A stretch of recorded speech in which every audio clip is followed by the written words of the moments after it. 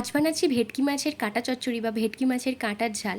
তো এই রান্নাটা আমি ফার্স্ট খেয়েছিলাম আমার মায়ের কাছ থেকে, আর মা দারুণভাবে বানিয়েছিল। আর তখন আমি জানতামও না যে মাছের কাঁটারও এইভাবে রেসিপি বানানো যায়। আর আজ এই রেসিপিটা আমি বানাচ্ছি। তো প্রথমেই মাছগুলোকে ভালোভাবে ধুয়ে নুন হলুদ মাখিয়ে এদিক ওদিক উল্টে পাল্টে ভালোভাবে ভেজে নিয়েছি। এখন ওই মাছ ভাজার তেলের মধ্যে দিয়েছিলাম কয়েক টুকরো কেটে রাখা পেঁয়াজ আর আলু।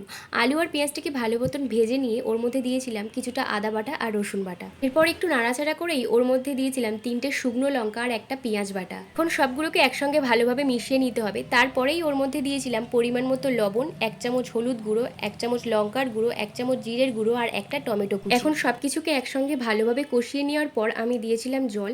আর আমি জল অল্প পরিমাণেই দিয়েছিলাম, কারণ এই রেসিপিটা একটু মাখা মাখাই ভালো লাগে। এরপরেই কিছুক্ষণ ঢাকা দিয়ে ঝোলটাকে ফুটতে দিয়েছিলাম। তারপরেই একে একে ভাজা মাছগুলো দিয়েছিলাম ঝোলের মধ্যে। ভাজা মাছগুলো ঝোলের মধ্যে দিয়ে ঝোলটাকে একটু মাখা মাখা করে নিয়ে ওর মধ্যে 1 চামচ গরম মশলার গুঁড়ো আর কিছুটা ধনেপাতা কুচি দিলেই তৈরি আমাদের ভেটকি মাছের কাঁটা চচ্চড়ি বা ভেটকি মাছের কাঁটার ঝাল।